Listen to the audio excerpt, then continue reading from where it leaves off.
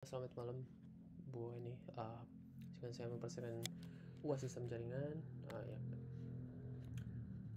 Uh, Berikut merupakan ringkasan dari sesuai dengan soal tentang matkul sistem jaringan, dimana saya ngerangkum di bagian pertama yaitu ICMP atau ICMP Message, Internet Control Message Protocol. ICMP digunakan untuk mengirim pesan kesalahan dan informasi operasional tentang status jaringan.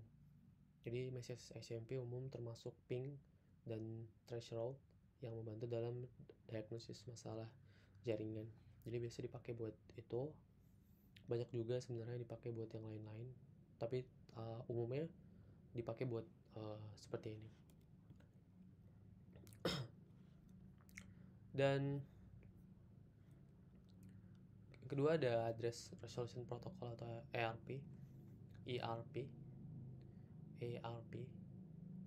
adalah protokol yang digunakan untuk memetakan alamat IP atau logika ke alamat MAC atau alamat fisik dalam jaringan lokal. Protokol ini penting untuk komunikasi antar perangkat di jaringan Ethernet. Jadi seperti itu, sama sebenarnya fungsi utamanya itu, tapi bisa dipakai ke hal-hal yang lain. Contohnya untuk informasi di dalam pemetaan kode fisik di komputer bisa juga. Terus ada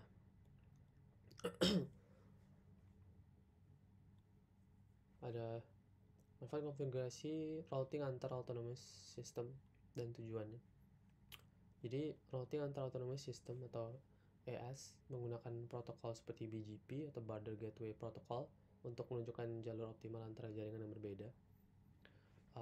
Jadi fungsinya itu ya sebenarnya, jadi jembatan penghubung dari protokol yang ada yang berbeda untuk menentukan jalur lain yang dituju secara optimal di jalur-jalur yang berbeda. Jadi bisa dipastikan untuk seperti apa ya,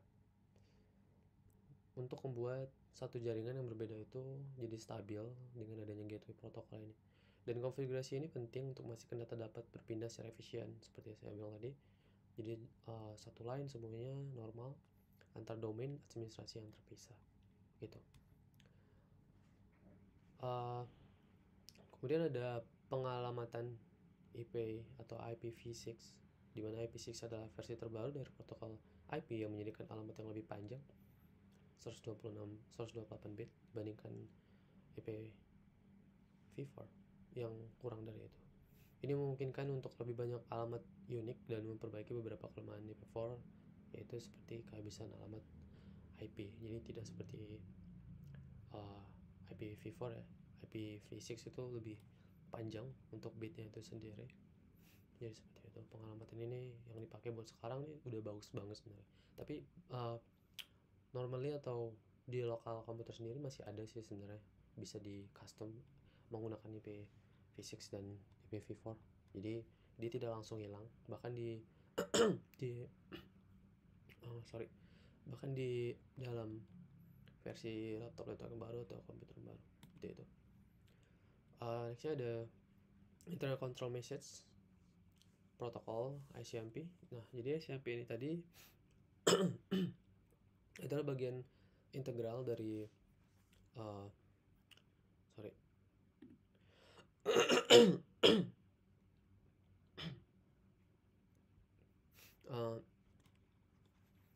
ICMP adalah bagian integral dari suite protokol IP digunakan untuk mengirim pesan, kesalahan, dan informasi kontrol. ICMP bekerja di layar jaringan dalam model OSI dan digunakan oleh alat jaringan seperti ping dan traceroute seperti itu. Next itu ada transport layer, di mana transport layer itu ada lapisan transport yang bertanggung jawab untuk end-to-end communication and error checking dalam model OSI. Protokol utama di lapisan ini itu adalah TCP ya, Transmission Control Protocol, dan UDP atau User Datagram Protocol yang mengatur untuk pengiriman data antara perangkat di jaringan yang ada. Seperti itu. Dan sedangkan untuk transport layer lanjutannya itu adalah sisi yang mencakup teknik seperti congestion control, flow protocol, dan quality of service atau QoS untuk meningkatkan keandalan dan efisiensi pengiriman data. Ini sangat penting dalam jaringan dengan lalu lintas tinggi atau dalam aplikasi yang memerlukan latensi yang rendah ya. Bagus banget sebenarnya pakai transfer layer, apalagi yang lanjutan. Nah, jadi untuk kesimpulannya, kita udah sampai ke kesimpulan. Protokol jaringan dan konfigurasi routing adalah fondasi dari komunikasi data di internet. Mulai dari ICMP yang membantu diagnosis masalah jaringan, ada ARP yang memetakan alamat IP ke MAC atau perangkat fisik alamat, hingga routing antar autonomous system yang memastikan data dapat berpindah secara efisien antara domain administrasi. Seperti yang kita tahu tadi, dia sebagai jembatan yang mengatur keefisiensian data yang dikirim dan memastikan stabilitasi daripada transmisi data. Ada IPv6 hadir untuk mengatasi keterbatasan IPv4 dengan menyediakan lebih banyak alamat unik. Ada lapisan transport. TCP dan UDP mengatur pengiriman data dengan teknik lanjutan untuk keandalan dan efisiensi. Jadi di lapisan aplikasi juga ada protokol seperti HTTP dan DNS, menyediakan layanan jaringan yang digunakan oleh aplikasi sehari-hari.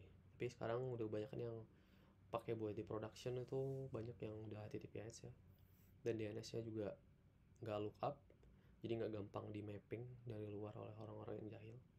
Harusnya udah lebih secure sekarang.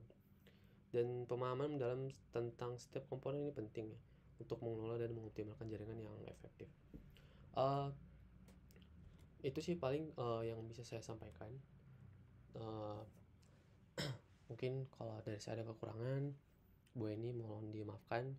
Mungkin menitnya kurang atau gimana, saya minta maaf sebelumnya, karena kebetulan apa yang saya rangkum hanya bisa ini. Semoga bisa dimaklumin, dan terima kasih Bu Eni. Terima kasih.